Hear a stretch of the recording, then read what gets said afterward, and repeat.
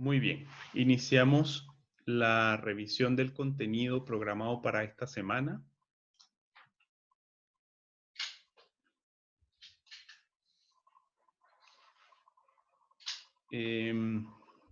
Sobre la pregunta de los contenidos de la evaluación, ya señalé que son todos aquellos contenidos que abordemos hasta la semana previa a la fecha de la evaluación.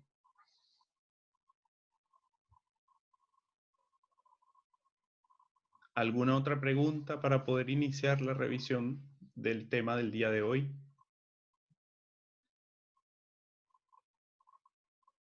Igualmente, previo a la fecha de la evaluación, yo les indicaré o les haré llegar las instrucciones generales de la evaluación. Muy bien, Catalina, pero la idea es también aprovechar este espacio para aclarar dudas que sé que pueden existir. Igualmente, a través de la plataforma, yo trato de estar casi permanente y atender todas las dudas que ustedes puedan tener, si les surgieran posterior a la clase. Muy bien, avancemos en la revisión del contenido programado para hoy. Recuerden ustedes que estamos revisando la primera unidad del programa instruccional. Esta primera unidad se refiere a o se titula como Reflexiones sobre la investigación científica. Durante la sesión virtual o la clase virtual de la semana pasada abordamos conceptos generales sobre el conocimiento científico. Partimos de la idea de una primera manifestación del conocimiento científico que se desarrolla inconscientemente. Sin embargo, esa manifestación inconsciente se conforma de una estructura. Esta estructura probablemente ustedes la recuerden como la relación entre el objeto del conocimiento, el sujeto del conocimiento y el ejercicio de la representación en sus dos dimensiones. La representación interna, ocurrida en el momento de recepción a través de los sentidos, y la representación externa manifestada en el momento en el cual, posterior a ese proceso de representación interna, es decir, de ese proceso en el cual articulamos en función de nuestras experiencias, conocimientos previos, sentidos, lo que vamos conociendo y podemos compartirlo, podemos manifestarlo, podemos representarlo, expresarlo.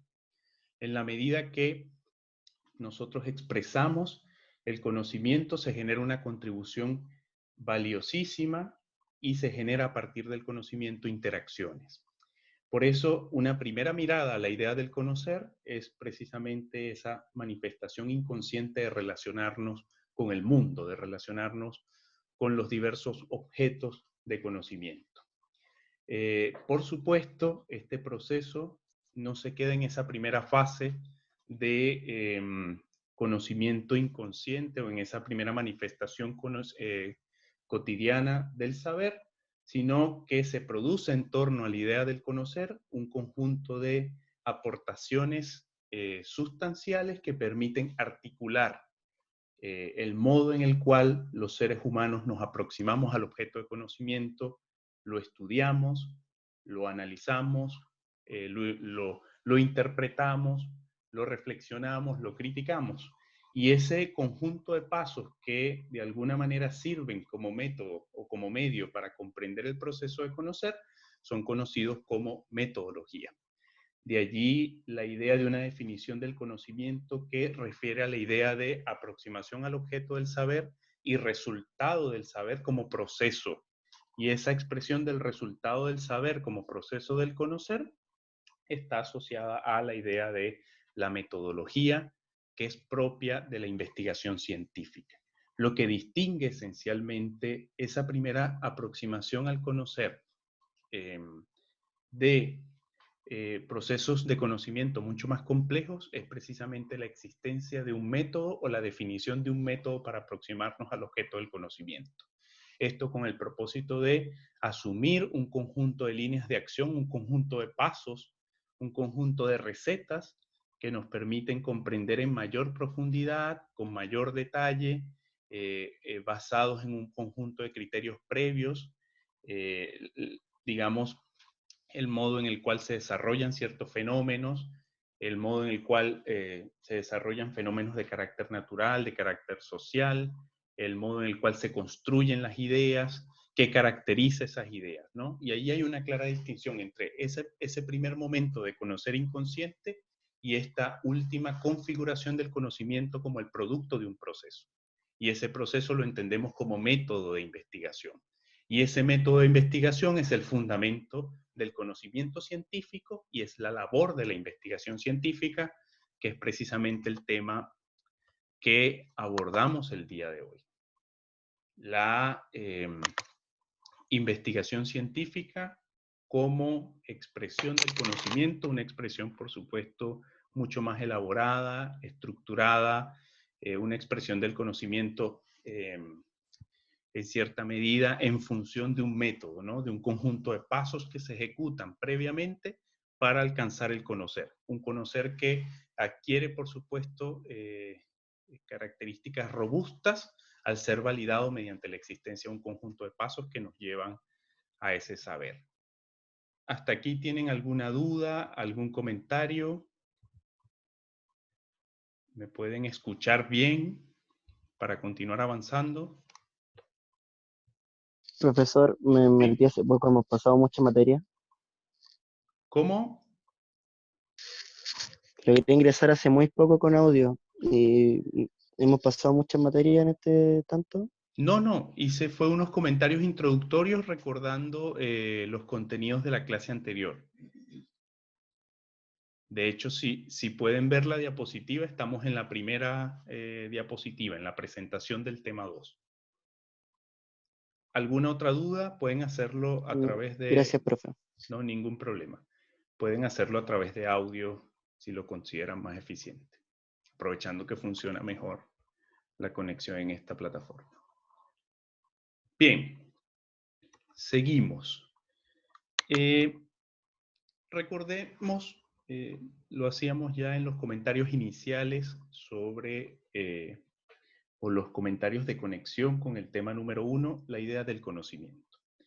Por supuesto, la idea del conocimiento como manifestación inconsciente se transforma en función de las distintas propuestas desarrolladas a partir del método científico, ¿no? El método científico supone, en términos muy generales y sencillos, un conjunto de pasos para alcanzar el conocimiento.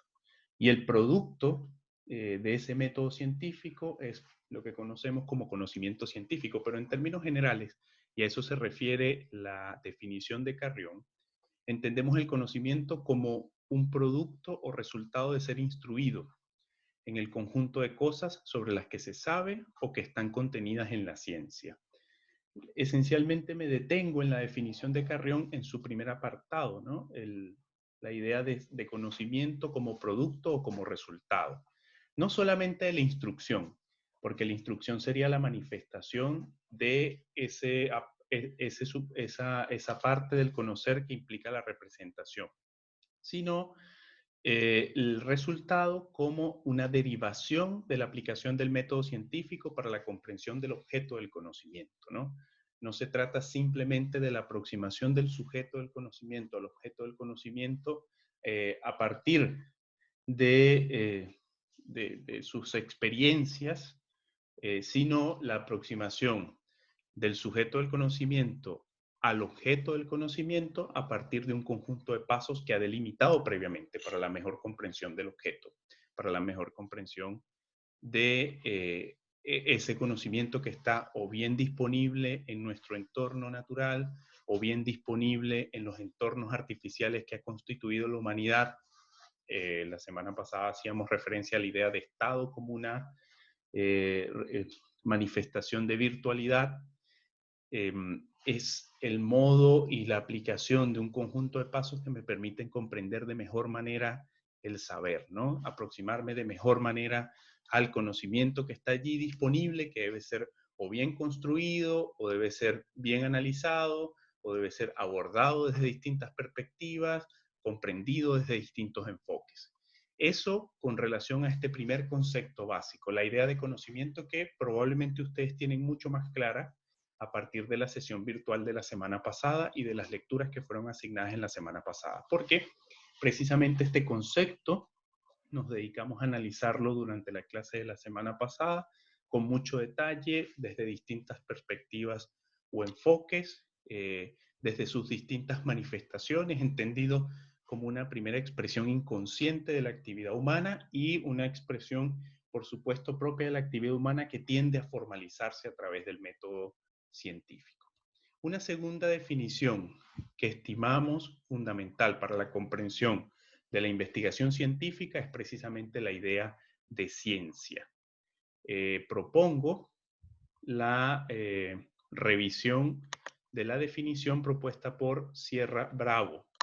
Sierra Bravo define ciencia como conjunto de conocimientos sobre la realidad observable obtenidos mediante el método científico. La ciencia supone la articulación de un conjunto de saberes. La ciencia supone la articulación de un conjunto de métodos. El resultado del conocimiento científico es aquel que deriva de la aplicación del método científico. Y repito, en términos generales, por supuesto, más sencillos, el método científico es la articulación de un conjunto de pasos que han sido previamente definidos por el sujeto del conocimiento para comprender de mejor manera el objeto de conocimiento. Y a partir de ello, contribuir al inventario del conjunto de conocimientos que conforman las distintas disciplinas, al conjunto de conocimientos que conforman las distintas áreas de saber.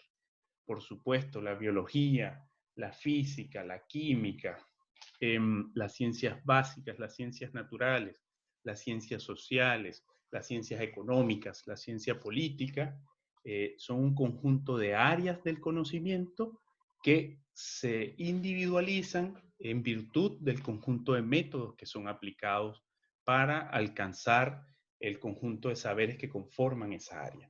Es importante que tengamos en cuenta que, por supuesto, hay disciplinas o áreas del saber que tienen métodos mucho más consolidados y hay otras ciencias, otras disciplinas, otras áreas del saber cuyos métodos tienden a complementarse, cuyos métodos tienden a hacerse más robustos en función de los aportes de otras ciencias que están allí disponibles. Y esto es una discusión que más adelante vamos a verificar, especialmente en el periodo en el cual tiende a consolidarse la idea del positivismo científico, que es duramente criticado por otros sectores como un cientificismo radical, ¿no? Sin embargo, es innegable el aporte del positivismo para estructurar los modos en los cuales los científicos tienden a aproximarse a su área de saber, los modos en los cuales los científicos tienden a contribuir a ese conjunto de conocimientos, sobre la base de qué criterios, de qué ideas, sobre la base de qué antecedentes o qué información tienen disponible previamente para aproximarse a los distintos objetos de conocimiento que son de interés para su disciplina, ¿no? Para su área del saber. Por eso esta definición de Sierra nos revela esencialmente la idea del conocimiento o de la ciencia como el conjunto de conocimientos esenciales de un área específica del saber y que son obtenidos fundamentalmente a través de la aplicación del método científico. Hay otros tipos de conocimiento que evidentemente se obtienen no en función de un método, pero si es labor e interés del científico, cuando de alguna otra forma busca formalizarlos, aplicar métodos a, por ejemplo, la observación de las formas de resolución de conflictos en las comunidades originarias, ¿no? En esta idea del derecho como manifestación del pluralismo, que se conoce como pluralismo jurídico. O cuando el científico pretende estudiar la utilización de plantas medicinales por grupos o comunidades o antecedentes históricos de utilización de plantas medicinales, si bien probablemente la construcción de ese conocimiento popular no es un conocimiento que esté basado sobre la existencia de un método formal, o por lo menos la existencia de un método consciente de conocimiento, es tarea del científico formal tratar de comprender, digamos, la idea del pluralismo jurídico o la idea de la utilización de métodos curativos alternativos a través de plantas medicinales desde la perspectiva de la utilización de un método. Esto con el propósito de formalizarlo, aprenderlo y hacerlo parte del gran inventario de conocimientos que forman parte de una área de saber específico, ¿no? Otra definición que estimo es básica para entender de mejor manera la idea de investigación científica es precisamente el concepto investigar, ¿no? Tenemos una primera aproximación a la palabra investigar a partir de su origen, ¿no? Esta está asociada precisamente a la palabra vestigium, ¿no? Que significa en pos de la huella de. Esta expresión en pos de la huella de, ¿alguno de ustedes podría decirme qué comprende cuando escucha esta expresión en pos de la huella de? ¿Sí? Perseguir el rastro de algo. ¿Sí? Bien. ¿Alguna otra? Es muy buena aportación. ¿Alguien más quiere hacer otra aportación sobre esto? La palabra investigar, ¿no? Del vestigium, el vestigio de. ¿Han escuchado la palabra o la expresión vestigio? El vestigio de una civilización, por ejemplo. Bien, fíjense, precisamente como plantea su compañero, la aproximación a la palabra, a la voz, investigar, desde el punto de vista del origen de la palabra, de la contribución del latín, nos marca un camino que recorrer, ¿no?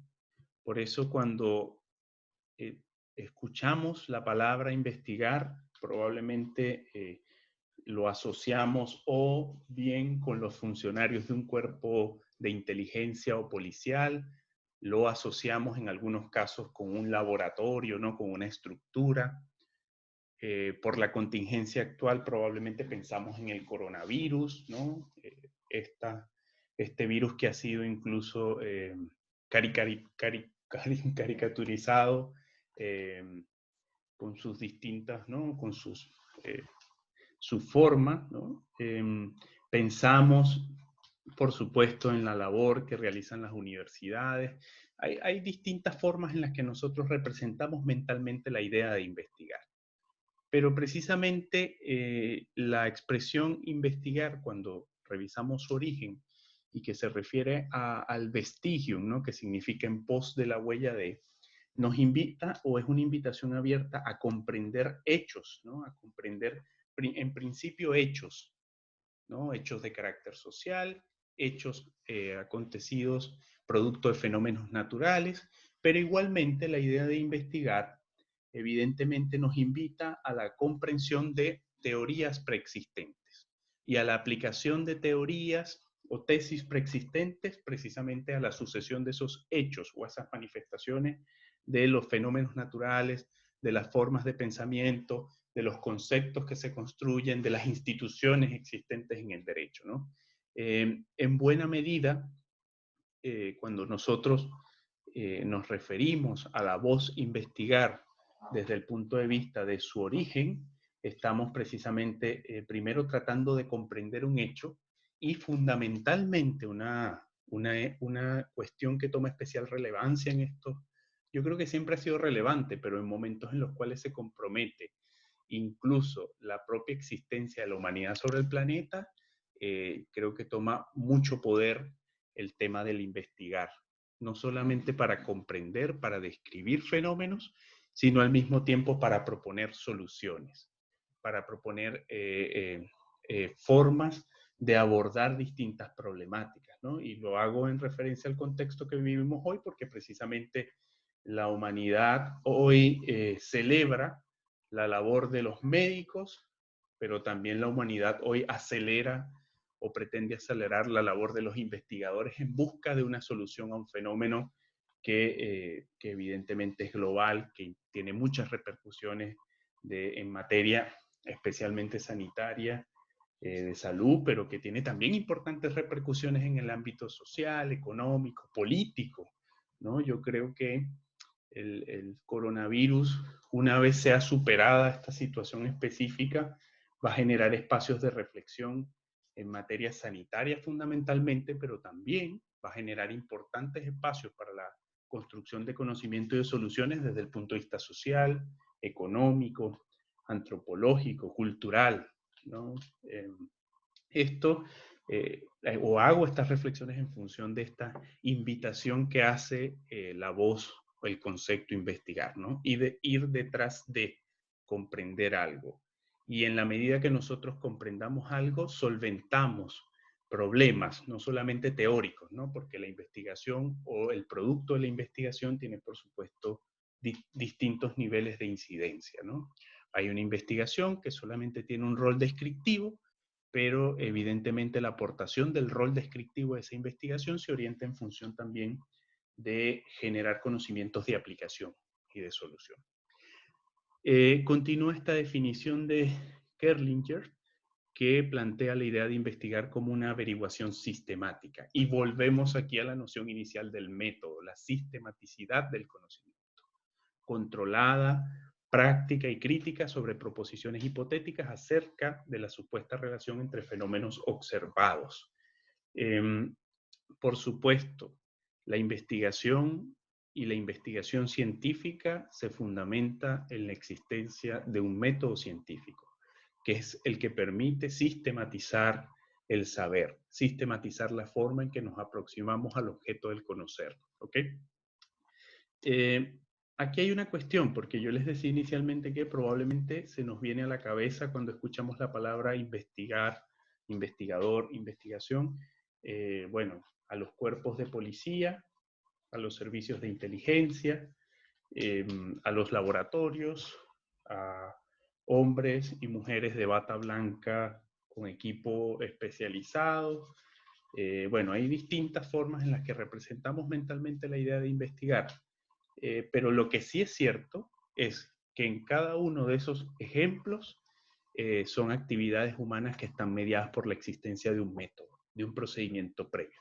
Porque incluso cuando los cuerpos policiales adelantan una investigación, ellos están fundados en la existencia de un protocolo de investigación que al mismo tiempo tiene un sustento claro en leyes fundamentales de la criminología o de la criminalística, por ejemplo. En un laboratorio, cuando se avanza en una investigación sobre el cáncer de mama, evidentemente también hay un protocolo previo para el desarrollo de esta investigación, que es un protocolo que tiende a dialogar con las aportaciones de investigadores que han caminado por ese camino, que han avanzado sobre ese camino previamente en la investigación y que generan importantes contribuciones para que investigaciones posteriores puedan avanzar un poco más allá, ¿no? Cuando un investigador del derecho está estudiando distintos fenómenos jurídicos, por ejemplo, y esto lo estoy citando solamente como un ejemplo, pero que es un enfoque muy importante en la actualidad, de la idea del pluralismo jurídico, bueno, es un investigador que está tratando de tomar de la realidad, por ejemplo, las distintas formas de resolución de controversias en las comunidades jurídicas o en las comunidades a las cuales se les reconoce jurídicamente su existencia, ¿no? Por ejemplo, las formas de administración de justicia de los pueblos indígenas, que constitucionalmente tienen un reconocimiento, por ejemplo, en el caso de Bolivia, Ecuador, Venezuela, Colombia, y estas son entendidos como ordenamientos jurídicos que conviven en el marco de un ordenamiento jurídico que los ampara, ¿no? Estatal existente, ¿no? Allí digamos que ese investigador jurídico está tratando de comprender los distintos fenómenos de ordenación que preexisten en una sociedad, ¿no? Y que preexisten incluso antes de la existencia propia del Estado como forma de organización dominante. Allí insisto en esta idea, a partir de estos conceptos que estimo son esenciales, ¿no? Primero, la idea de conocimiento que la abordamos en profundidad durante la clase número 1. Segundo, la idea de ciencia como conjunto de conocimientos. y por supuesto investigar, que supone la averiguación sistemática, controlada, práctica y crítica sobre proposiciones hipotéticas, ¿no? Sobre ideas generales que son previas a la puesta en práctica del método de investigación. Eh, eh, Centrándonos en el punto, ¿no?, del tema del día de hoy, debemos definir la investigación científica, de la cual por supuesto ya hemos dado ideas generales a partir de la revisión de los conceptos previos. La primera definición que propongo establece que la investigación científica es un procedimiento de reflexión, de control y de crítica que funciona a partir de un sistema y que se propone aportar nuevos hechos, datos, relaciones o leyes en cualquier ámbito del conocimiento científico. Esta es una definición, por supuesto, general de investigación científica. Es una definición que en su construcción propone como elemento central de la investigación científica la existencia de un procedimiento previo, el cual entendemos como método científico, y por supuesto es una definición que entiende la función de la investigación científica no solo como un ejercicio descriptivo de la realidad, sino que además de describir los fenómenos o el objeto de conocimiento, tiende, por supuesto, en el ejercicio de esa fase de representación del conocimiento, a reflexionar, a criticar, a comprender el modo en el cual suceden estos fenómenos, a comprender el modo en el cual funcionan los objetos del saber, pero al mismo tiempo replantearse las formas en las que se aproxima a esa área de saber, generar reflexión crítica, analítica, construir propuestas alternativas, promover, de ser necesario, una solución. Por supuesto, procurando siempre generar nuevos conocimientos o en su defecto, porque evidentemente no toda la investigación científica genera nuevos conocimientos. De hecho, hay un aporte muy relevante en la investigación científica cuando tiende a descartar, ¿no? Cuando tiende a descartar sus hipótesis, a no ratificarlas, a plantear que determinada vacuna no es eficiente, a plantear que determinado medicamento no es eficiente. Allí hay un aporte importante, ¿no? Porque como les decía en la primera clase y lo he reiterado en esta, el conocimiento no es una manifestación aislada de la actividad humana. Yo creo que aquí, en la medida que los investigadores en derecho, en ciencias básicas, física, química, matemáticas, en ingenierías, en historia, en la medida que un investigador se aproxima a la puesta en práctica, ejecuta, perdón, un método científico y se aproxima a la construcción de conocimiento, lo está haciendo no de manera aislada, sino en función de la labor que han hecho otros investigadores previamente. Por eso esta idea del conocimiento como una cadena, ¿no?, que se va construyendo a partir de los eslabones, que son aportes que cada uno de los investigadores realiza en sus distintas áreas de saber, ¿no?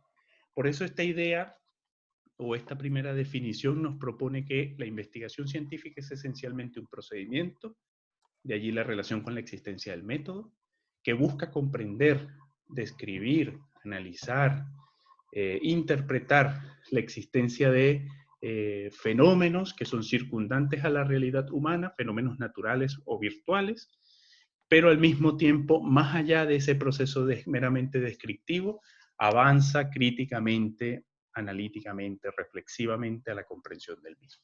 Y si corresponde, propone soluciones, si esto constituye un problema social, una limitante social, propone, por supuesto, soluciones que pueden ser posteriormente ratificadas en el marco del diálogo con la comunidad científica, en el marco de la aplicación del método por otros investigadores, o pueden ser simplemente descartadas, mejoradas, transformadas, ¿no? La otra definición que les propongo de investigación científica parte de afirmar precisamente que es un proceso, permítanme acá para aclarar un poco la lectura, que es un proceso que mediante la aplicación del método científico de investigación procura obtener información relevante y fidedigna, digna de fe y de crédito. Y recuerden ustedes que en la primera clase hablábamos de... Cállate, conchero. Por favor, los micrófonos manténganlos en silencio mientras hablo, y cuando quieran hacer una pregunta lo activan y me interrumpen, no hay problema. Pero tratemos de evitar que se escuchen los audios de sus hogares. Les decía, ¿no?, que precisamente esta otra definición que les propongo habla de la idea de la investigación como proceso, mediada por la aplicación de un método científico de investigación que procura obtener información relevante. ¿Por qué queremos investigar algo? ¿No? ¿Qué queremos saber? ¿Por qué nos interesa saber? ¿Cuál es la contribución de esa investigación? ¿No?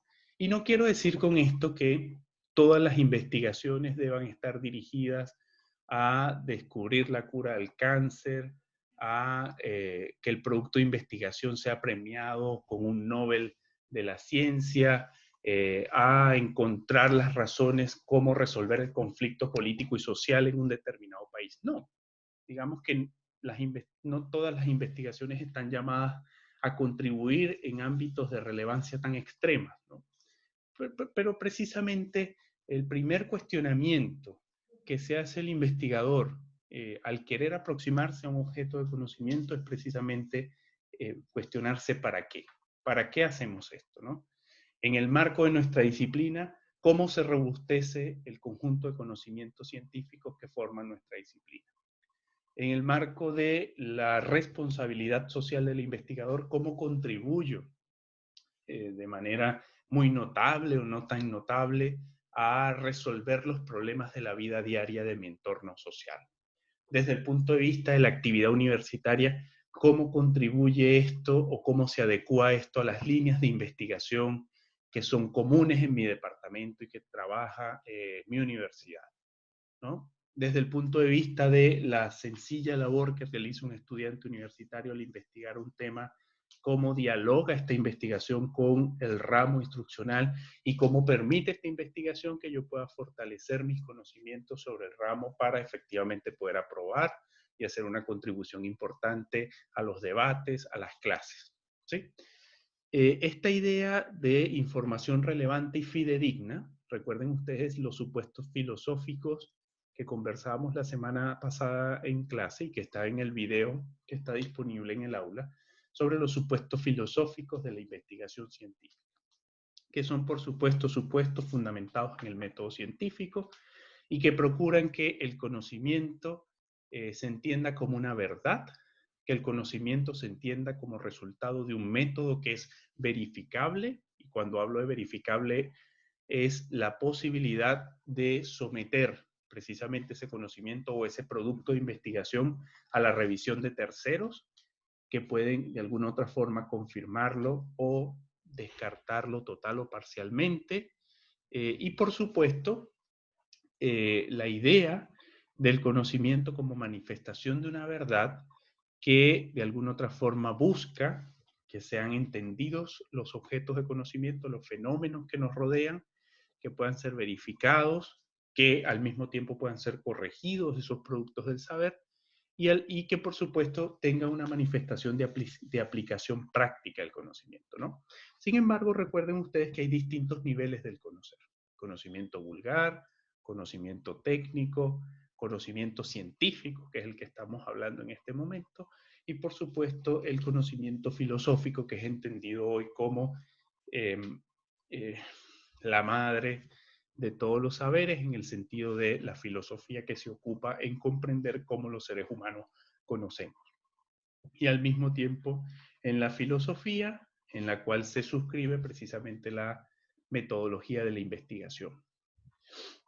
Como, repito, en este caso me refiero a la idea de la filosofía como la que busca la razón de ser de todas las cosas y que al mismo tiempo en ese proceso tiende a cuestionarse sobre nuestros métodos para adquirir el conocimiento, cómo nos aproximamos al saber. Bien, frente a todas estas reflexiones fundadas en las definiciones que estimo son básicas para la comprensión de la investigación científica, hemos reiterado una y otra vez la existencia de un método, ¿no? Como una cuestión que media en función de alcanzar el conocimiento científico, de producir conocimiento científico. ¿Y qué es el método científico? ¿No? Es lo que debemos preguntarnos. Probablemente ustedes hicieron las lecturas previas a esta clase. Les pedí que leyeran 2 textos. Uno de estos textos estimo, es bastante pedagógico, bastante sencillo de comprender y es un clásico de la metodología de la investigación en general, que es del autor Hernández Sampieri, ¿no? Nos propone aquí una definición para dar respuesta a este interrogante de qué es el método científico, ¿no? El método científico consiste en formular cuestiones sobre la realidad del mundo y la humana, ¿no? Fenómenos naturales y fenómenos producidos por las realidades que virtualmente constituimos los seres humanos a los fines de consolidar, por ejemplo, los modos de convivencia social, basándose en las observaciones de la realidad y en las teorías ya existentes, en anticipar soluciones a estos problemas y en contrastarlas con la misma realidad, mediante la observación de los hechos, su clasificación y sus análisis. El método lo planteábamos de manera muy sencilla como un conjunto de pasos que son definidos previamente para comprender de mejor manera el objeto de estudio o el objeto de investigación. Pero en todo caso, parte, como lo plantea esta definición, de formular cuestiones. Yo estimo que esta formulación de cuestiones se refiere a la idea de hipótesis. ¿Alguno entiende qué es una hipótesis? Les pregunto. ¿Qué es una hipótesis?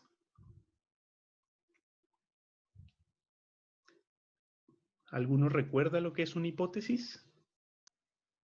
Es el Sí. afirmar algo antes de la investigación Sí, y la investigación se basa en comprobar lo que tú afirmas primero. por supuesto. Muy buena definición, Rubén, ¿cierto? Ya. Sí, profe. Bien, muy bien. Precisamente se trata de anticipar una respuesta. Cuando proponemos una hipótesis, la formulamos no aisladamente, ¿no? No a partir de lo que se nos ocurrió al despertarnos en la mañana, sino que la hipótesis se construye precisamente relacionando nuestra intención inicial de investigación con lo que podemos observar de un fenómeno que está sucediendo, con los antecedentes de investigación que están disponibles, muy importante esto, hay antecedentes de investigación que están disponibles y en consecuencia para formular adecuadamente una hipótesis, yo puedo tener una idea originaria de investigación. Y propongo un ejemplo las formas de participación política de los nacionales que se encuentran en el extranjero. Bien, esa es una idea, un tema general de investigación. Es probablemente una idea que tiene un importante fundamento, pero que requiere ser reforzada. ¿Cómo la voy a reforzar o cómo la voy a robustecer? Bueno, si mi preocupación central es la participación política de los nacionales desde el extranjero, el primer paso en el que yo debo avanzar es en revisar la literatura que ha abordado este tema, es decir, el conocimiento previo sobre este tema, que en el caso de la labor de investigación que hacemos los abogados se centra fundamentalmente en la revisión de literatura. ¿Cuáles son los artículos de investigación más recientes sobre este tema general, sobre esta temática general? ¿Qué problemas advierten, los investigadores que anteriormente han abordado este tema en esa discusión general? Porque precisamente yo parto de una idea general de investigación, pero para hacer una verdadera contribución al conocimiento y para que efectivamente pueda ser aplicado de manera adecuada un método de investigación y alcanzar resultados de investigación adecuados, yo debo acotar aún más esa idea de saber, ¿no? Y en el ejercicio de acotar esa idea general de conocimiento que yo aspiro a desarrollar, construyo la hipótesis, construyo esta idea de conocimiento tentativo. Repito, no se construye de manera aislada ni de forma improvisada, sino que yo advierto luego de haber revisado, de haber elaborado un estado de la cuestión, un estado de la cuestión referido a la participación de los nacionales desde el extranjero, empiezo a estimar o a comprender cuáles son los límites más factibles de investigación y cuáles son las problemáticas que están asociadas a la idea general que me he propuesto inicialmente. Entonces, bueno, mi preocupación general era las formas de la participación política de los nacionales del extranjero, y resulta ser que luego de leer puedo construir una hipótesis de investigación. Una hipótesis, por ejemplo, que puede basarse en la certidumbre de los mecanismos de participación política desde el extranjero, por ejemplo, a través del ejercicio del derecho al sufragio. Y si estoy hablando del sufragio, podría vincular el ejercicio del derecho al sufragio de los nacionales desde el extranjero con una variable adicional, ¿no? Con una cuestión adicional, que refiere a la idea, por ejemplo, de las garantías y la integridad electoral. ¿Por qué? Porque precisamente que participe mediante el ejercicio del voto alguien, algún ciudadano chileno desde el extranjero, supone alterar las condiciones generales de la elección, que son exigidas a nivel nacional, pero que yo debo adecuarlas a un contexto de participación política transnacional.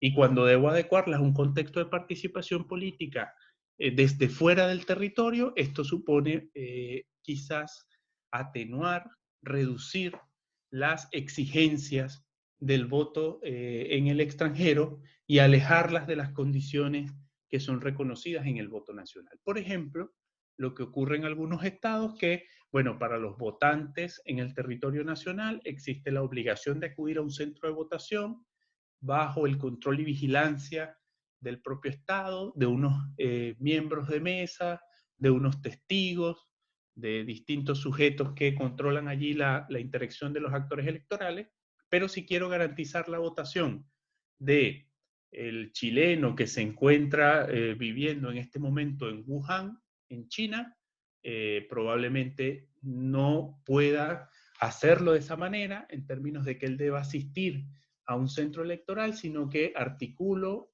o adopto dispositivos de voto electrónico por Internet, ¿no? Entonces allí tenemos distintas o dos formas de manifestar el voto por Internet, de manifestar el voto, uno de carácter presencial, con toda la rigurosidad de control que esto significa, y otro que se basa en la aplicación de las nuevas tecnologías de la información y la comunicación, y sobre el cual no existe casi control del Estado sobre este voto que se está ejerciendo, ¿no?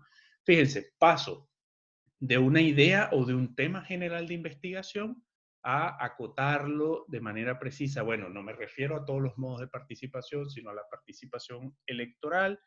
Entonces no me interesa todas las etapas del proceso electoral, sino específicamente la integridad electoral. Y precisamente, bueno, bajo un escalón más y digo, bueno, ¿cómo se relaciona integridad electoral con el reconocimiento de derechos de voto de los nacionales que se encuentran fuera del país y la aplicación de nuevas tecnologías de la información y la comunicación para el ejercicio del derecho al sufragio? Allí vamos en una especie de cascada que se va reduciendo progresivamente, ¿no? Escalones que se van achicando. Y se van achicando precisamente para constituir un ámbito, ¿no? Un ámbito de saber bastante específico, y en función del cual yo voy a aplicar el método de investigación que corresponda. Ya vamos a ver más adelante que hay distintos métodos de investigación, y por supuesto cada área del saber dispone de métodos de investigación que son propios, que por lo general, como consecuencia del positivismo, tienden a ser adecuaciones del método general de la ciencia, un método general que nace precisamente eh, con las ciencias básicas, con las ciencias duras, ¿no? Las llamadas ciencias duras, y que luego empieza a transitar como exigencia del positivismo a ser aplicado con adecuaciones a las distintas ciencias distintas, ¿no? A las distintas áreas del saber disponibles, fuera de las ciencias naturales. Bien, sobre ese particular, fíjense, aquí yo les represento distintos hitos sobre la historia de la ciencia y sobre el surgimiento de la ciencia y el método científico. Ustedes tienen allí a 3 caballeros, o a 4 caballeros, probablemente en su mejor fotografía, Galileo Galilei, Francis Bacon, René Descartes y por supuesto Newton, ¿no? ¿Han escuchado hablar de alguno de estos personajes? Les pregunto. Científicos, físicos, matemáticos. Correcto. Pero probablemente en su tiempo no eran considerados adscritos a una disciplina específica, ¿no? Porque incluso estas disciplinas no habían sido denominadas de esa manera, ¿no? En todo caso, ellos hacen una contribución muy valiosa. Los primeros, en el caso de Galileo, Francis Bacon y Descartes, al igual que Newton, por supuesto, configuran, entre otros muchos destacados autores, entre otros muchos destacados teóricos, expresión del movimiento racionalista, ¿no? El racionalismo es una doctrina filosófica que sostiene que la verdad puede ser descubierta mediante la razón y el análisis de los hechos, más que a través de la fe, el dogma o la enseñanza religiosa. Fíjense que en la clase número 1 yo les planteaba en los niveles de conocimiento la discusión, importante discusión que precisamente lleva a la segmentación que significó estos hitos importantes en la historia de la ciencia, a la discusión entre lo teológico y lo filosófico. Porque precisamente previo a la consolidación de los planteamientos racionalistas, privaba esencialmente el conocimiento teológico, ¿no? Por eso, fundamentalmente para comprender al racionalismo o para comprender las bases o los inicios del movimiento racionalista, es fundamental entender que se contrapone esencialmente a lo que se planteaba en un periodo importante de nuestra existencia como humanidad, y es precisamente que todos los conocimientos estaban mediados por la fe, los dogmas religiosos y las enseñanzas religiosas. Y como consecuencia de esto, nosotros tenemos episodios muy oscuros de nuestra historia universal en las cuales precisamente se establecían dogmas de saber o modos de comprender el mundo, pero desde una perspectiva que era por supuesto favorable a la fe dominante, ¿no? Al ejercicio del control. Y esto supuso, fíjense ustedes, no solo estas discusiones que son más conocidas como, bueno, la idea de la tierra plana, la idea de centrar a Dios, no al sol, sino a Dios, el centro del universo. Por supuesto, la discusión en torno a la existencia o no de un universo, de un sistema planetario. Digamos, estas discusiones que son más propias del ámbito de la ciencia o de atribuir el desarrollo de ciertos fenómenos naturales a existencias o a seres metafísicos que lo controlaban todo. Esto no solamente tiene un impacto en las ciencias duras, la física, la química, la matemática, la comprensión del universo a través de los astros, etcétera, sino que tiene también importantes manifestaciones en el modo en el cual nosotros articulamos la forma de organización política y social, ¿no? Probablemente ahora ustedes están avanzando en ramos como introducción al estudio del derecho, historia del derecho, fundamentos filosóficos del derecho, y comprenderán que buena parte de la filosofía natural que sirvió de base para fundamentar los ordenamientos jurídicos se basa precisamente en ese primer modo de saber que estaba vinculado con la comprensión de los fenómenos, de las realidades y la construcción del conocimiento a través de la fe, de los dogmas y las enseñanzas religiosas, ¿no? Por ejemplo, si nosotros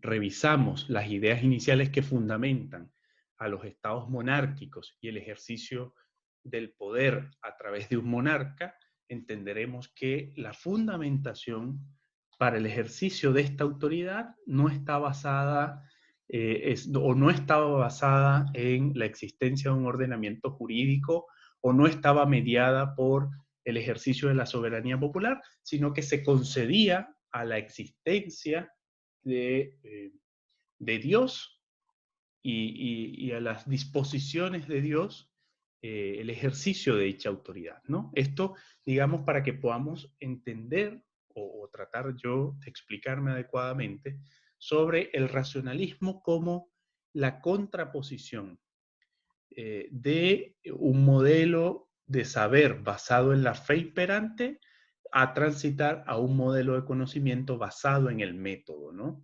Como plantea esta propia definición del racionalismo como doctrina filosófica que sostiene que la verdad puede ser descubierta mediante la razón y el análisis de los hechos. No así mediante la fe, el dogma o la enseñanza religiosa o las, por supuesto, manifestaciones de la teología como disciplina que estudia la fe y los procesos en torno a la fe. Esto implicó, desde luego, una importante transformación. Y allí tenemos, digamos, algunos de los protagonistas más relevantes, ¿no? En el caso de Francis Bacon, él insistía en la necesidad de un método para cultivar las ciencias, ¿ok? Y otro para crearlas, y establece esta distinción entre filosofía y ciencia. La filosofía preocupada del método, cómo aprendemos, cómo conocemos, cómo nos aproximamos al objeto del conocimiento, y la ciencia como manifestación aplicada del método, ¿no? En el caso de René Descartes, por supuesto, ustedes pueden hacer una investigación o si ya tienen conocimientos previos, revisarlo de nuevo, la labor de Descartes y la proposición del método cartesiano, ¿no? ¿Cuáles son las bases del método cartesiano? Allí se las indico. No tener por verdadero, sino lo que se vea con total evidencia, y recordemos los fundamentos filosóficos del conocimiento.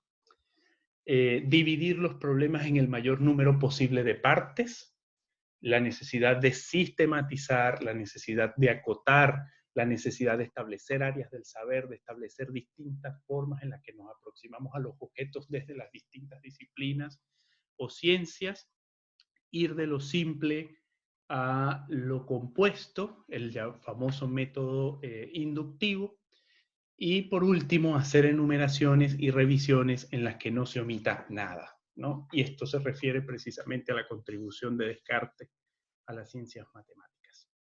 Por su parte, Newton termina por desarrollar lo que luego se llamará método científico, que es la concurrencia de este conjunto de ideas bases, o sea, distinguir entre filosofía y ciencia, establecer un conjunto de pasos o de principios esenciales para la construcción del conocimiento, y en el caso de Newton, contribuye, por supuesto, a la conformación del método científico de inicial valor para las ciencias naturales, las ciencias duras, que regula la observación de los fenómenos naturales, la constatación de categorías de características y el forjamiento de hipótesis y su comprobación, ¿no? El conjunto de pasos necesarios para producir conocimiento. Es importante destacar que el movimiento racionalista, por supuesto, tiene una importante incidencia en la conformación de las distintas disciplinas, de las distintas áreas científicas, pero esencialmente su contribución permitió formalizar el estudio de las ciencias naturales. Posteriormente, como consecuencia del positivismo jurídico, este personaje que tienen allí, a partir de 1844, se plantean un conjunto de ideas en función de transitar de la aplicación del método científico a las ciencias naturales, que estaba tan consolidado como consecuencia del movimiento racionalista, a la aplicación del mismo método científico a la idea del positivismo, perdón, al resto de áreas de producción de conocimiento. Y eso se conoció como el movimiento positivista, cuyo líder, entre otros, está Augusto Comte, sociólogo, a quien se le conoce como padre de la sociología general, y por supuesto su aprendiz, Emilio Durkheim. Estos planteaban la necesidad de procurar la aplicación de un método que garantizara certeza, verificabilidad, objetividad a la producción de conocimiento en las distintas áreas del saber. No solamente en las ciencias naturales o en las ciencias duras, puras, sino una aplicación de los mismos principios y métodos de saber a las ciencias sociales, ¿no? Por eso esta idea de lo positivo entendido como lo concreto, real, lo que se ha experimentado, y entender que eso, lo concreto, real y lo que se ha experimentado, es por supuesto útil, constructivo y fecundo. Por oposición, téngase bien claro, porque aquí también se plantea la misma discusión que puso sobre la mesa el racionalismo, es aquello que es abstracto, quimérico, metafísico y al mismo tiempo ocioso e infecundo, como un ataque certero a aquellas ciencias o aquellas prácticas en las cuales no imperaba la aplicación de un método, sino procesos de abstracción mucho más complejos, ¿no? La invitación de Comte en este caso es precisamente a la aplicación de métodos que permitan verificar el conocimiento que se está produciendo en las distintas áreas del saber. Y aquí por eso la distinción entre ciencias naturales como la biología, la física, las matemáticas, ¿no? Y por ejemplo la historia, el derecho, la literatura, la pedagogía, ¿no? Que supone, por supuesto, la implementación de métodos diferenciados y que generan, especialmente en el derecho, una discusión muy importante que trasciende hasta nuestros días sobre si el derecho es una ciencia o no, sobre si el derecho es más bien una técnica.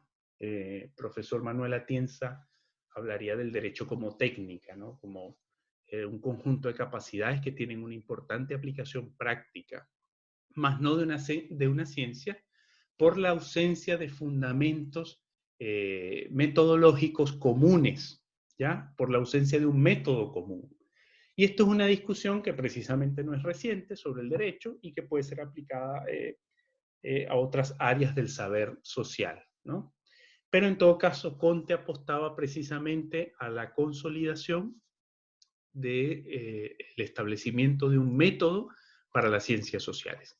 Método que logra, por supuesto, una mayor efectividad en la sociología, por eso la relevancia de la sociología como madre de las ciencias sociales, si podemos decirlo así, pero que pretende transitar hacia otras áreas del saber de las ciencias sociales, como las ciencias políticas, económicas, jurídicas, pedagógicas, ¿no? Fíjense esto, existe entonces en el positivismo científico un fenómeno reduccionista de doble alcance, ¿no? Primero, se sostiene que el conocimiento real solo puede alcanzarse a través de la ciencia, por eso está esta crítica al positivismo como excesivamente cientificista, ¿no? Solo aquello que se pueda contar, tocar, probar a través de un método existe, ¿ok? Y en segundo lugar, se afirma que solo es posible hacer ciencia si se utiliza la metodología inductiva deductiva, ¿no?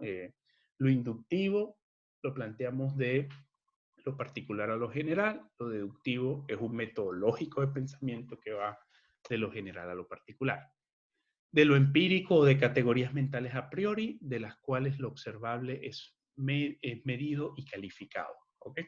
Aquí abre precisamente Comte una importante discusión que termina, repito, por un ejercicio complejo en algunas disciplinas no consolidado de transitar el método consolidado en las ciencias naturales para ser aplicados en las ciencias sociales.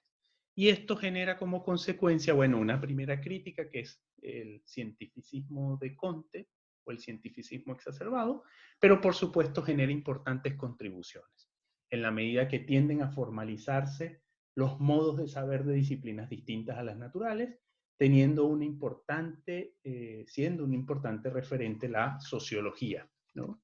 entendida en este caso como la madre de las ciencias sociales y de la cual tendemos a tomar sus métodos para avanzar en el desarrollo de investigaciones o tendemos a transformar sus métodos aplicados, por ejemplo, al derecho, para avanzar en el desarrollo de investigación y de producción de conocimientos en nuestra área de saber. Bien, ¿cuáles son las operaciones intelectuales básicas? Y vamos aquí a procurar avanzar más rápido para cumplir con la hora. En todo caso, esta sesión está siendo grabada y ustedes pueden volver sobre ella más tarde. Las operaciones intelectuales básicas que operan en los métodos de producción científica son las que señalo, ¿no? El método científico propiamente dicho, el famoso método deductivo junto al método deductivo, que son fórmulas de pensamiento lógico y en función de los cuales se estructura un método, en el caso del deductivo, que busca comprender los aspectos generales para ser aplicados a fenómenos particulares o a realidades particulares. Y en el caso del método inductivo, este va de lo particular o de realidades particulares a formulaciones mucho más generales que podemos advertir en las teorías, en las distintas teorías preexistentes. En el caso del método axiomático, es un método común de la filosofía centrado fundamentalmente en la comprensión de los valores que integran los distintos fenómenos. Por ejemplo, en el caso del derecho, toma especial relevancia la axiología jurídica, ¿no? Destinada a la comprensión de los valores que subyacen o que sirven de base para la formulación de ordenamientos jurídicos, ¿no? ¿Cuáles son los bienes jurídicos protegidos? ¿Qué es la libertad? ¿Qué es el pluralismo? ¿Qué es la alternancia en el ejercicio del poder? ¿Qué libertad o cuál es el contenido de la libertad, ¿no? Allí nosotros tenemos una preocupación de carácter axiomático cuando nos dedicamos a la comprensión de valores que subyacen a distintos fenómenos.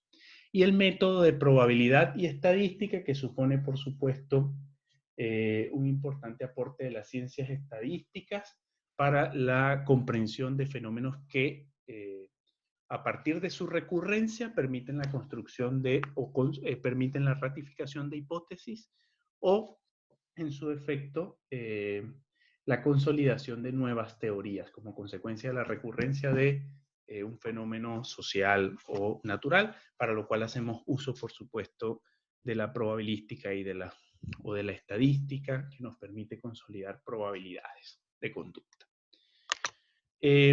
Respecto, y esto es solamente a los efectos de consolidar lo que hemos venido conversando, porque la metodología es mucho de varias cosas, ¿no? La metodología es lógica, ¿no? Y por supuesto, en la idea de Kant, la metodología tiende a una trascendencia importantísima, pero al mismo tiempo esa trascendencia tiende precisamente a contener importantes contornos prácticos, ¿ok? Entonces, la metodología es lógica, ¿ya? Procesos lógicos de pensamiento, a partir de los cuales se estructura la búsqueda del saber y se consolida el conocimiento producto de la investigación. Por supuesto, la metodología también es lo que las distintas ciencias particulares construyen a partir de su experiencia y de su tradición. Por eso esta idea de el estudio del método se hace también en el seno de cada ciencia, ¿no? A lo interno de cada ciencia se han hecho contribuciones importantes a la definición de un método o, como en el caso del derecho, se han, por supuesto, construido distintos enfoques metodológicos para la comprensión de los fenómenos jurídicos. Y, por supuesto, la metodología es esencialmente filosofía, ¿no? Se trata del análisis filosófico de los procedimientos de la ciencia, sobre todo de las experimentales. Las cuestiones fundamentales de la metodología son la definición y clasificación de las ciencias, la clasificación de los pensamientos que integran las ciencias y los procedimientos generales de la investigación científica. Por eso la metodología se adscribe como un ala fundamental de la filosofía. Y la filosofía, en razón de su búsqueda del saber universal, de la razón esencial de las cosas, tiende, por supuesto, a preocuparse fundamentalmente de los procesos mentales, de los métodos de investigación, de los modos en los cuales nosotros, como seres humanos, nos aproximamos a las distintas áreas del saber. Entender que, y ya con esto vamos cerrando la clase de hoy, o intentar cerrar la clase de hoy, existen dos grandes enfoques del método científico y de la investigación. Un primer gran enfoque que está, por supuesto, relacionado con el racionalismo y las aportaciones posteriores del positivismo, que es el enfoque cuantitativo. Y fíjense ustedes que a partir de esa definición trato de caracterizarlo inmediatamente como la recolección de datos para probar hipótesis con base en la medición numérica y el análisis estadístico, con el fin de establecer pautas de comportamiento y probar algunas teorías. La idea de lo cuantitativo, cuánto, ¿no? Por supuesto, es un enfoque que tiene un soporte importante en lo estadístico y lo probabilístico, en la aplicación de instrumentos de medición, en la observación de conductas recurrentes, por supuesto, en el establecimiento de listas de cotejo para el ejercicio de esa observación. Más adelante nosotros, como parte de nuestro programa, nos corresponde revisar los métodos y técnicas que corresponden a cada uno de estos enfoques. Y por el contrario, aunque yo no diría que se contraponen inmediatamente, sino que tienden a complementarse, está el enfoque cualitativo, ¿no? En el caso del enfoque cualitativo, el ejemplo más básico que tiende a utilizarse para esta distinción es el siguiente, ¿no? En la investigación cuantitativa solamente le interesa, por ejemplo, al economista o al experto en mercado conocer cuántas marraquetas consume a diario la población. Pero en el caso de una aproximación cualitativa, al investigador le interesaría no solamente comprender cuántas marraquetas se come, sino por qué, las razones que subyacen a esa conducta. Por eso, en el caso de la investigación cualitativa, tiende, por supuesto, a utilizarse la recolección y análisis de los datos para afinar preguntas de investigación. No solamente nos interesa el consumo diario, el consumo cuantitativo de marraquetas, sino entender por qué. ¿Hay algún déficit o una necesidad nutricional que atender? ¿Son suficientes los salarios o son insuficientes y en consecuencia no puede acceder a otras fuentes de alimento? ¿Cuáles son los sectores sociales que consumen más marraqueta? ¿Hay en los sectores medios o de ingresos altos algún prejuicio en cuanto al consumo de marraqueta? El costo de los alimentos dietéticos podría incidir en un rechazo de la población a consumirlos y a tener una dieta más saludable. Otro ejemplo, en la investigación cuantitativa probablemente interesa si hacemos una investigación sobre el salario en las distintas poblaciones de Chile o en los distintos ámbitos laborales de Chile. Bueno, simplemente bastaría con tener una tabla donde se refleje condición socioeconómica, área de la economía y salarios, y allí plasmarlos todos. Pero para una investigación cualitativa, esencialmente lo que interesa, además de tener, digamos, la base de datos que nos genera lo cuantitativo, es plantear, por ejemplo, discusiones como la desigualdad producto de las estimaciones salariales inadecuadas. ¿Y qué significa la desigualdad? ¿Solamente salario? ¿Qué significa la desigualdad? ¿Un trato laboral desigual? ¿Qué significa la desigualdad? ¿Acceso a puestos de trabajo con distinciones entre hombres y mujeres, por ejemplo? ¿Y por qué sucede esto, no? Yo busco con estos ejemplos que ustedes comprendan, primero, el fundamento de cada uno de los enfoques y adicionalmente que cada uno de estos enfoques tiende a complementarse, ¿no? Por eso hay por supuesto investigaciones que son exclusivamente cuantitativas y hay investigaciones que son exclusivamente cualitativas. Pero por supuesto, hay un ámbito en el cual concurren ambos enfoques, ¿no? Las investigaciones de carácter mixto, que son cada vez más frecuentes. porque ya no basta simplemente describir a través de una base de datos estadística distintos fenómenos, distintas realidades, cuestiones que ocurren con que suceden recurrentemente, sino que adicionalmente las áreas del saber avanzan en la comprensión de la razón de ser de las cosas. Y en función de eso se abre una importante puerta para la investigación cualitativa. ¿Hay elementos comunes entre estos dos enfoques de investigación o estos dos paradigmas de investigación? Por supuesto, ambos llevan a cabo la observación y evaluación de fenómenos. Ambos parten de suposiciones o ideas como consecuencia de la observación y evaluación realizada.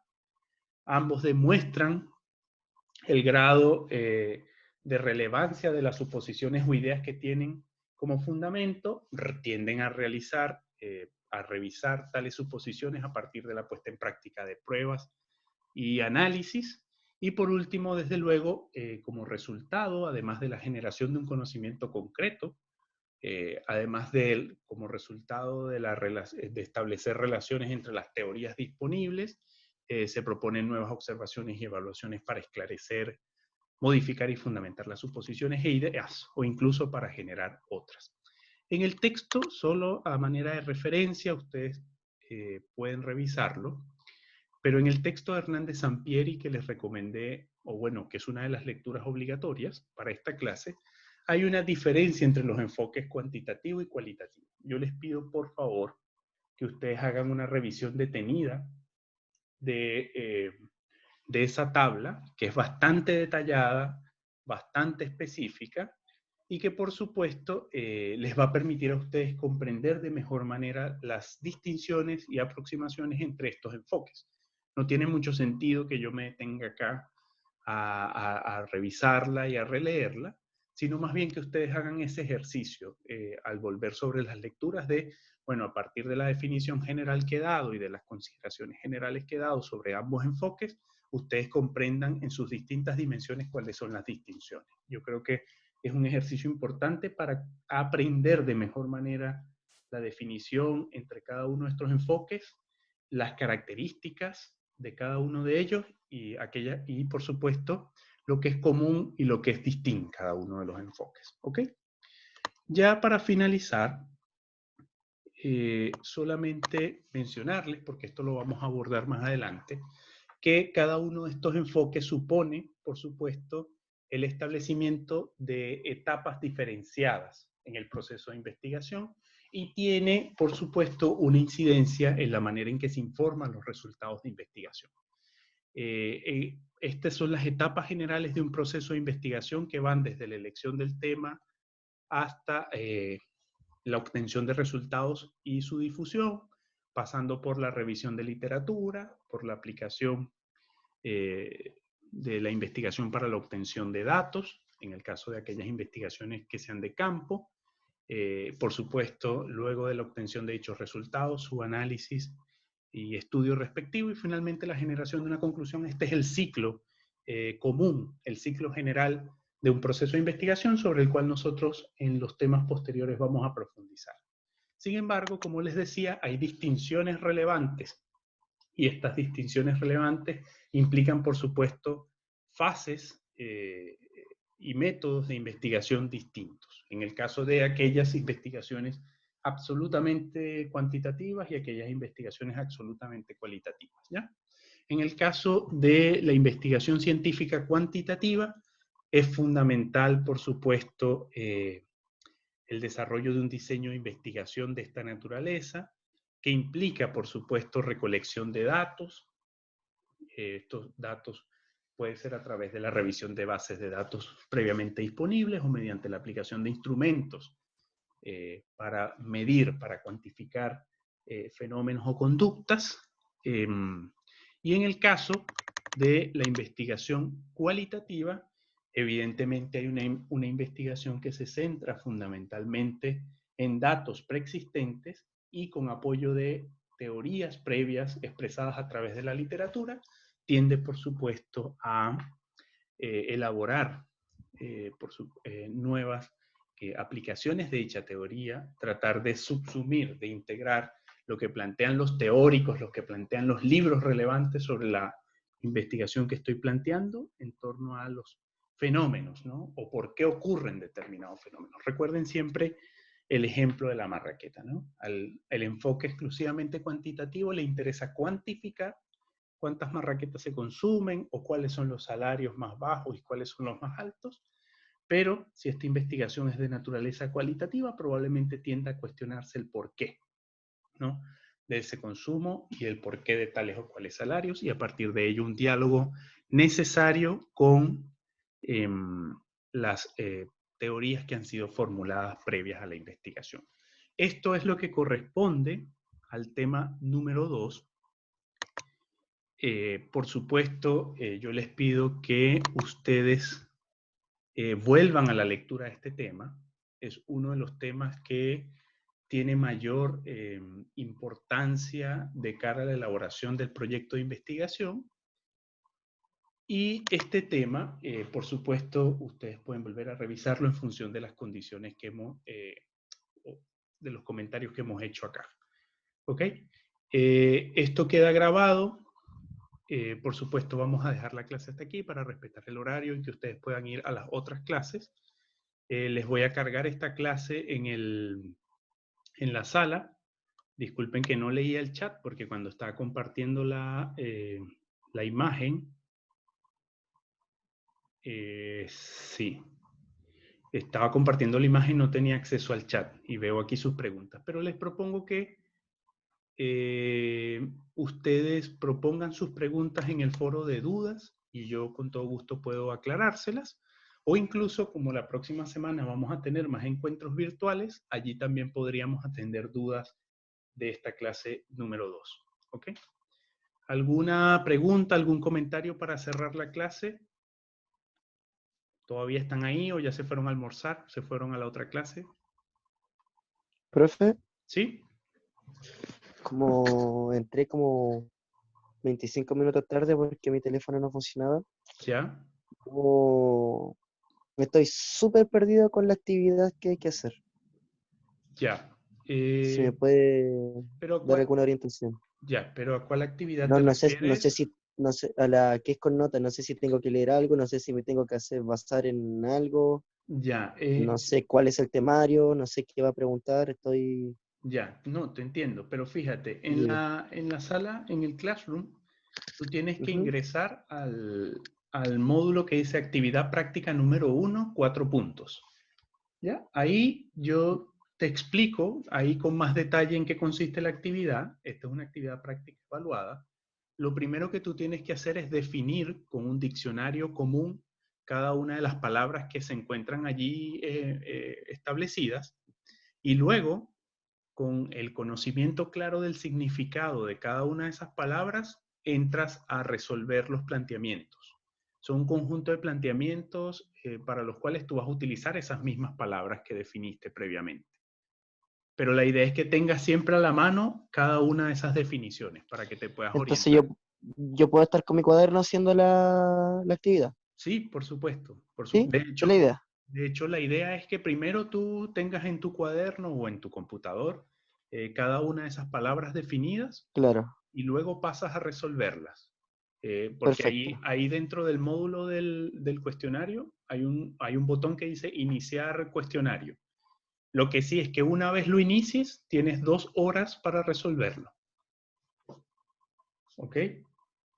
Y de acuerdo, cualquier otra duda igual puedes escribirme por el foro de dudas o por la mensajería de la plataforma.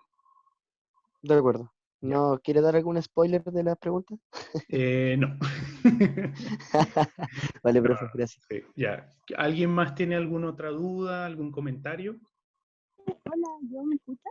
Sí, te escucho, Karen. Ah, le quería preguntar, bueno, si se puede como que la clase sea más interactiva, Que la por clase ejemplo, sea, ¿no? Ir leyendo, por ejemplo, usted vaya leyendo el chat y vaya respondiendo ahí en el momento, ya, para que no sí, se acumule sí. todo en el foro. Perfecto, perfecto, tiene toda la razón. Lo que les decía, que no, lo que pasa es que cuando le daba la opción compartir la PPT, no veía el chat. veía que me estaban escribiendo, pero no lo veía, digamos, claramente. Pero tiene razón. Vamos a considerarlo para la próxima clase. Ya. Por favor, Ya. gracias. Ya. ¿Alguna otra duda o pregunta?